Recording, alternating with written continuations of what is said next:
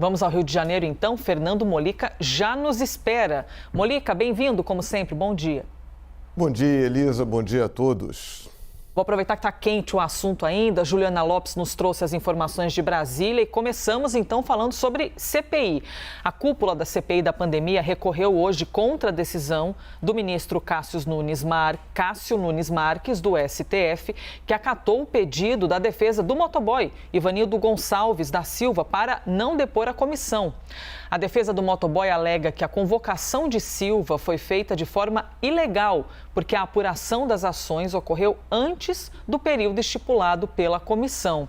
A defesa ainda argumenta que a acusação teria como base apenas uma matéria divulgada pela imprensa. O vice-presidente da comissão, Randolph Rodrigues, na sua conta oficial do Twitter, disse o seguinte, abre aspas, a empresa VTC Log é realmente muito poderosa. Que segredos o motoboy esconde. Respeitamos a decisão do ministro Nunes Marques, mas iremos recorrer. Fecha aspas. Teria algum segredo, então, o motoboy escondido por aí, Fernando Molica? Tudo indica que sim, né, Elisa? Essa decisão, ela já era meio esperada. Eu lembro que no domingo à noite eu falei com o senador Randolph Rodrigues. Ele disse que havia essa possibilidade por conta do relator, ministro Nunes Marques. Até agora o único ministro no Supremo que foi indicado pelo presidente Jair Bolsonaro, e é um ministro que, de um modo geral, praticamente todas as suas decisões são alinhadas com o Palácio do Planalto. Então já havia essa desconfiança de que essa decisão ocorresse. E ela tem um detalhe, eu falei agora, um pouquinho antes de entrar aqui no estúdio, eu falei com o senador Alessandro Vieira, da CPI, e ele classificou a decisão do Nunes Marques de estranha. Por que abre aspas, estranha, fecha aspas. Porque já existe uma decisão do Supremo Tribunal Federal, uma decisão mais ou menos recente, há alguns anos, que diz que um acusado, uma pessoa investigada no inquérito policial, tem o direito de ficar calado e tem o direito até de não ir. Porque o interrogatório de um acusado, de um investigado, é tido como uma peça de defesa. É a chance que a pessoa tem de revelar a sua versão para os fatos. Se a pessoa não quer revelar, então, não apareça lá. Só que no caso do Ivanildo, desse motoboy, ele não é investigado e nem seria, ele é testemunha. E o próprio senador Alessandro confirmou isso, ele manteria, ele não está como testemunha, como uma forma ali de driblar aquela história de obrigado a falar a verdade, não ser obrigado. Ele é testemunha mesmo. Qual é a questão? Porque ele foi apontado como a pessoa que transportou milhões e milhões de reais, fez saques na boca do caixa, de quantias muito elevadas e levou para a sua empresa. Então ele é testemunha, ele não está transportando arma, que aí ele seria cúmplice, não está transportando munição, era dinheiro, um dinheiro da sua empresa. Então ele continuaria como testemunha. Então essa decisão do ministro Nunes Marques é estranha por essa característica. Se ele fosse investigado, ok, ele teria o direito de não aparecer lá. Mas ele não é investigado, ele é testemunha e não é testemunha por uma estratégia da CPI. É testemunha porque ele é testemunha mesmo. Agora é curioso, quando a gente lembra a história das CPIs, temos o Ivanildo agora e temos o Heriberto e Francenildo. Ivanildo, Heriberto e Francenildo. Isso aí não é meio de campo do Botafogo, não. Quem são Heriberto e Francenildo? Heriberto França foi uma testemunha fundamental na CPI que investigou as irregularidades, os crimes na época do governo do Fernando Collor de Mello. Ele era um motorista também, um funcionário humilde, que revelou aquele esquema de fantasmas. Havia contas bancárias de fantasmas, de pessoas que não existiam, e era um dinheiro que abastecia a casa do Fernando Collor de Mello. A vida do Fernando Collor de Mello, vê aquela história da Fiat Elba, aquele carro que foi comprado com dinheiro de fantasmas e acabou sendo usado no processo. Esse caso foi usado no impeachment do Fernando Collor. Então tem o Heriberto. E temos o Francenildo Santos Costa, que era um caseiro. Ele era um caseiro, trabalhava numa casa em Brasília, que era conhecida como Casa do Lobby, que era uma casa que recebia ali empresários, lobistas, de um modo geral, e também o ministro da Fazenda, ou então o ministro Antônio Pallotti.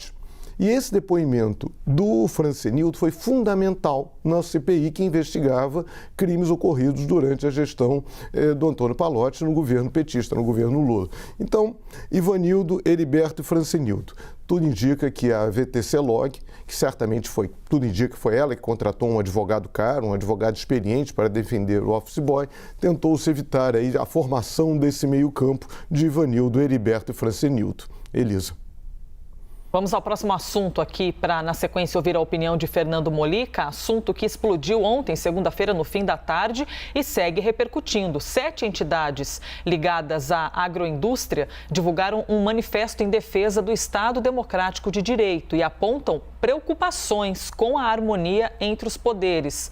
Notícia que, evidentemente, está no site da CNN Brasil e você vai conferir com a gente. O documento afirma o seguinte, abre aspas, em uma palavra, é de liberdade que precisamos para empreender, gerar e compartilhar riqueza, para contratar e comercializar no Brasil e no exterior. E segue o texto.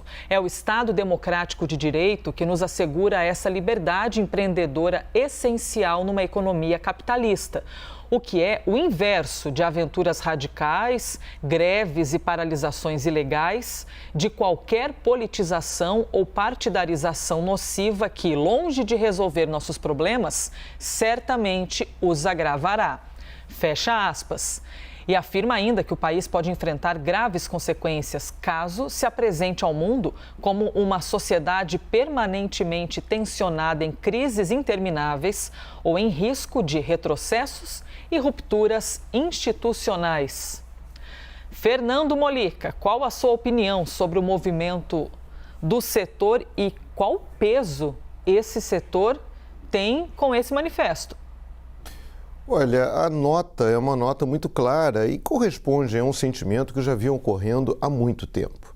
Essas posições de rupturas, essas posições que o presidente Jair Bolsonaro estimula, cria, muitas vezes em torno de algo que não existe, em torno de besteiras, né, em torno de causas menores, tudo isso vai gerando muita tensão. A questão ambiental, aquela história de passar a boiada, né, lembrando do ex-ministro Ricardo Salles, isso repercute muito mal no exterior, repercute muito mal em países que compram produtos alimentícios do Brasil. O Brasil é uma potência agrícola e isso prejudica o mercado dos nossos produtos, isso prejudica, isso dá força para manifestações, para atos contra a importação de produtos brasileiros. Isso favorece a competição, favorece os agricultores desses países. Que eles podem alegar, olha, é melhor não comprar do Brasil, porque o Brasil desrespeita a legislação ambiental, está desrespeitando os povos originais, favorecendo o garimpo, derrubando florestas e prejudica o mundo de um modo geral por conta da questão ambiental. O Brasil não é um planeta isolado do mundo. E agora além dessa questão ambiental, vem essa crise institucional, esses ataques do presidente ao Supremo Tribunal Federal. Isso complica muito a vida e é importante que esse manifesto tenha vindo do agronegócio, que foi uma grande base do presidente, do candidato, então o candidato Jair Bolsonaro. O agronegócio foi uma base importante para a votação dele. Agora, esse setor mais moderno, esse setor que investe muito em tecnologia, que não tem a ver com esse atraso presente, né, naquela ideia da agricultura como algo atrasado, algo que fica tomando terra de índio, fazendo derrubada de matas, é um setor moderno, um setor que não quer e qualquer negócio precisa de tranquilidade. Ninguém coloca dinheiro em país convulsionado. É como investir, muito mal comparando, no limite, tá? Estou fazendo um exagero, é como investir no Afeganistão agora. Ninguém vai investir no Afeganistão, é claro, nossa situação é bem diferente. Mas essa confusão, questionamento de poderes, questionamento do Supremo Tribunal Federal, pedido de impeachment, tudo isso, a convocação pelo presidente de uma grande manifestação que, no fundo, é contra o Supremo, a desculpa da vez é contra o Supremo Tribunal Federal, isso complica os negócios. Ontem um empresário, que é do setor de comércio, me disse, olha, na hora que a situação estava melhorando, a pandemia dando sinais de controle, a vacinação avançando, a vida voltando ao normal, vem essa confusão toda. Isso complica tudo. Elisa. 8h40, vamos ao próximo assunto aqui do Liberdade de Opinião. O presidente do PTB, Roberto Jefferson, passou mal no início da noite e está internado em uma UPA do complexo de Bangu, no Rio de Janeiro. A defesa do ex-deputado afirmou à CNN que está tentando, no Supremo, a transferência dele para o Hospital Samaritano. Os advogados de Jefferson afirmaram que ele ainda não sabe que a Procuradoria-Geral da República, por meio da subprocuradora Lindor Araújo, o denunciou por incitação ao crime e por homofobia. De acordo com a apuração da âncora da CNN, Daniela Lima, a PGR afirma que Jefferson estimulou a população a invadir o Congresso. também a reagir a policiais militares e a atacar instituições como o STF. Além disso, o documento da PGR apresenta detalhes sobre supostos crimes de homofobia e de racismo. Molica, como você avalia então a decisão da PGR sobre o caso de Roberto Jefferson? Olha, eu li o documento da procuradora Lindora. Ela trata disso, olha, ele fez incitação ao crime, estímulo à desobediência, porque são questões muito delicadas. Uma coisa é a liberdade de opinião. Eu posso falar mal do presidente da República, eu posso falar mal do senador, eu posso falar mal do meu vizinho. Agora, eu não posso ofender essas pessoas, porque aí é crime, está tipificado no Código Penal brasileiro. Eu não posso ameaçar essas pessoas. Não posso cruzar com o vizinho de manhã e dizer, meu amigo, vou te matar, hein? Vou te pegar, hein? Não pode, isso é crime. Está na lei. Isso é algo que está na lei. Então, quando a gente olha, né, esse documento da Procuradoria-Geral da República, cita algumas frases em entrevistas ou em vídeos do Roberto Jefferson. Então, ele diz o seguinte, numa entrevista, vamos concentrar no Senado. É preciso invadir o Senado e colocar para fora a CPI, a pescoção. Porque, moleque, a gente trata a pescoção. Aí chama senadores de irmãos metralha. Fala que tem que dar pescoção no Renan Calheiros, e no Aziz, presidente da CPI, jogá-los no lago. Aí diz que é para batizar. Aí depois ele fala sobre as manifestações de 7 de setembro. Vão botar fogo no Tribunal Superior Eleitoral, explodir aquele troço. Depois outra. Esta CPI tem que acabar no amor ou no terror. Aí ele fala, a questão de homofobia, ele deu uma declaração, quem está ao lado do Lula? LGBTs, drogados, assaltantes de banco, traficantes. Os sodomitas imporão pela força que meninos sejam pederastas e meninas sejam lésbicas. Olha só, se isso não é ofensa, ameaça e preconceito, fica difícil. Você pode até alegar, mas será que ele ia fazer isso mesmo? Será que ele estava pregando? Será que era bravata? Isso cabe à investigação. Agora, que ele fez essas declarações, publicamente fez, né? Aquela história de posar com armas, de fazer ameaças, estimular ataques. Ele é uma pessoa pública, ele não é mais deputado, mas ele foi deputado, ele é presidente de um partido político. Então, isso é uma questão grave. Pode-se discutir a necessidade de prisão preventiva, ele não foi condenado, afinal de contas, por esse crime? Sim, a prisão preventiva pode e deve ser questionada. Isso pode ser, um tema interessante, porque ele não foi condenado. Agora, que ele fez ameaças, que ele fez ofensas e que ele cometeu o crime de homofobia, efetivamente está muito claro que ele cometeu tudo isso e está tudo na legislação. Isso aí facilmente está lá enquadrado no documento em que artigos do Código Penal, da Lei de Segurança Nacional, que artigos ele infringiu. Elissa. Molica, e o presidente da República, sem citar o nome de Roberto Jefferson, disse que não aceita a prisão de pessoas que, segundo ele, apenas exerceram o direito de emitir opinião. E Bolsonaro voltou a dizer que uma pessoa do Supremo não pode ser a dona do mundo e decidir tudo. E ao citar os atos de 7 de setembro, afirmou que a grande pauta será a liberdade de expressão. Vamos ouvi-lo. E essa agora, a grande pauta vai ser a liberdade de expressão. Não pode uma pessoa do Supremo Tribunal Federal e uma do Tribunal Superior Eleitoral se arvorarem agora como as donas do mundo e que tudo decide tocante a esse campo. Liberdade de expressão. Não podemos admitir um deputado federal preso até agora, não interessa o que ele falou, bem como um jornalista preso também e um presidente de partido preso também. Isso não justifica isso daí. A liberdade de expressão é a alma da nossa democracia. Muitos vão falar também do voto impresso, voto auditável, né? Com a contagem pública. Estão pedindo muita coisa? Não estão pedindo nada além do normal. Molica, você concorda com o que disse o presidente, de que não está pedindo nada além do normal, apenas que seja respeitada a liberdade de expressão de todo mundo? Olha só, é que eu acabei de falar, né? É diferente a liberdade de expressão com a liberdade de ofensa com a ameaça. Isso faz parte da carreira política de Jair Bolsonaro, ele colaborou muito para isso. Quando ele falava, até na campanha eleitoral, quando ele falou uma vez, ele estava no norte do país, ele falou em fuzilar a petralhada. Isso é uma ameaça, né? E não é derrotar a petralhada, ok, isso é do jogo político, mas fuzilar é matar. Né? Então, a própria retórica do presidente, ela alimenta as ruas o alimentam, e isso gera um efeito, quase uma competição, como num estádio de futebol, você vê quem xinga mais. Aí uma torcida fala um xingamento que não inclui um palavrão, aí outra torcida já fala um palavrão, aí outra inventa um palavrão ainda mais forte, você fica numa gritaria que não faz parte do processo político, que não deveria fazer parte do processo político. Então, é muito delicado isso. Uma coisa é você criticar a oposição. O presidente tem todo o direito de criticar a oposição, assim como a oposição tem todo o direito de criticar o presidente.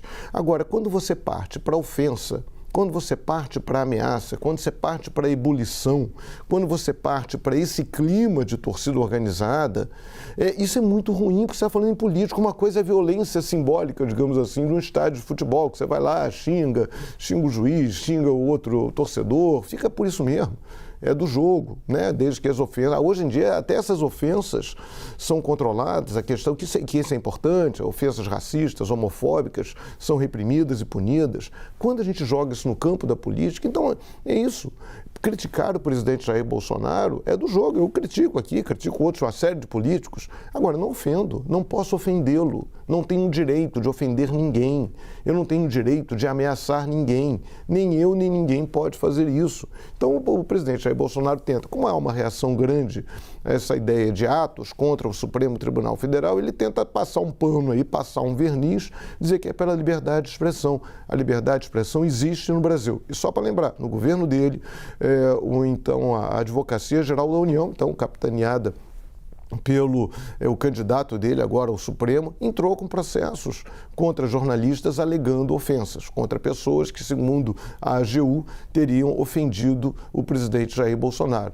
E é isso mesmo, sem entrar no mérito dessas acusações, sem entrar no mérito se as pessoas ofenderam ou não o presidente, se teriam que ser ou não processadas, mas é do jogo político, você entrar na justiça contra alguém que você acha que lhe ofendeu, isso é correto, isso é do jogo. Agora, você não pode responder ofensa com ofensa, você não pode ameaçar. Então, isso é muito grave. Então, senhor presidente, a liberdade de expressão nós temos no Brasil. Temos um país democrático, temos a liberdade de expressão, mas não temos a liberdade de ofensa, como a própria Advocacia Geral da União demonstrou ao entrar com processos contra aqueles que, segundo a AGU, teriam ofendido o presidente da República. Elisa. Próximo assunto, Molica, hoje é dia 31 de agosto, mas eu te convido para a gente se teletransportar até o dia 7 de setembro, porque falta cada vez menos para chegar essa data de 7 de setembro e já há muito burburinho em volta daquilo que pode ou não aparecer no discurso do dia 7 de setembro. Os partidos do Centrão podem subir o tom contra o Palácio do Planalto e causar um desgaste na relação política caso os atos programados para o dia 7 preguem uma ruptura institucional. Isso de acordo com informações da âncora da CNN, a Daniela Lima. O presidente nacional do PSD, Gilberto Kassab, afirmou que, se Bolsonaro utilizar as manifestações para pregar um golpe ou o ataque a outros poderes, ele mudará de atitude, tanto no âmbito partidário quanto no Congresso Nacional. Molica, na sua opinião, esses atos previstos para o dia 7 de setembro podem provocar uma ruptura entre o Planalto e alguns partidos do Centrão?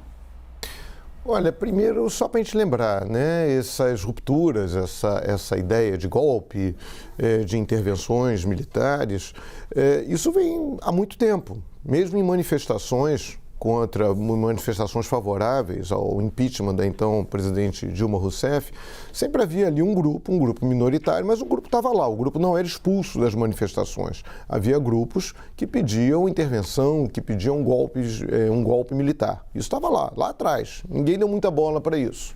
Mas esse ovo da serpente já estava lá presente já há algum tempo. E isso foi subindo de tom. O próprio presidente fez isso, aquele discurso que ele fez diante lá de um comando do Exército em Brasília. A apuração, houve aquele inquérito, né, no Supremo Tribunal Federal dos atos antidemocráticos. Então o caldo de cultura está feito. E tem esses sistemáticos ataques ao Supremo Tribunal Federal, feitos pelo presidente da República e por alguns ou muitos de seus apoiadores, como Roberto Jefferson. E isso gera muita confusão no mundo político. Porque uma coisa é o político apoiar o presidente Jair Bolsonaro, até mesmo apoiar pautas do governo, pautas que ele, o Jair Bolsonaro, raramente verbaliza, né? Normalmente as propostas do governo, as propostas concretas, né, que mexem com a vida da população, acabam sendo tocadas por ministros ou pelo Congresso Nacional. Ele não se mete muito nisso, ele fica sempre procurando outro tipo de briga, essas brigas aí meio em torno do nada. Agora, isso gera no universo político muito medo, muita confusão, porque isso atrapalha o funcionamento do Congresso Nacional, isso atrapalha a democracia no limite, atrapalha até o emprego de deputados e senadores. E há deputados e senadores que tomam atitudes antirrepublicanas, que têm interesses escusos. Mas há também muitos parlamentares que estão interessados, sim, em melhorar o Brasil, com alguns com propostas mais à esquerda, outros com propostas mais liberais à direita, mas que isso é do jogo político. Agora, é muito complicado você discutir reforma tributária, é muito complicado você discutir novo Bolsa Família, é muito complicado você discutir combate à pandemia, quando fica o presidente criando e estimulando esse tipo de ato público, e esses atos que são contrários à lógica democrática, que são contrários às instituições, a muitas instituições da República. Então, isso acaba gerando desgaste, mesmo na base do presidente. E aí esse povo, político é uma frase que é muito usada na política. Os políticos em si acompanham os seus aliados, quando o aliado morre, vai no velório, acompanha o enterro, mas não pula dentro da cova. Então, a popularidade do presidente está caindo, todas as pesquisas mostram isso, inclusive as pesquisas que o Palácio do Planalto recebe, ele sabe disso, faz um discurso de fora que não acredita em pesquisa, mas ele sabe que elas são importantes, e fica estimulando essa quebra. E a campanha eleitoral está rolando. Então, isso, para gerar um corte, é muito simples. Não seria a primeira vez na história da República. Muitos dos partidos que votaram no impeachment da Dilma apoiaram o governo Dilma, estavam lá, tinham ministérios no governo Dilma. Esse rompimento não deve ser agora. Presidente fraco é muito bom para o Congresso, porque aí deputados conseguem exigir mais vantagens, deputados e senadores conseguem mais vantagens do governo em troca desse apoio, mas isso é uma tendência. Se o presidente não mudar, há uma tendência muito grande de quebra nessa sua base. Isso não interessa ao jogo político. Ao jogo político bom e mesmo ao jogo político ruim. Enfim, não interessa ao jogo político. Elisa. Molica, recebi o comando aqui que eu devo seguir viagem até Brasília, viu? Então eu me despeço de você aí no Rio de Janeiro. Boa viagem. Abraços, até amanhã.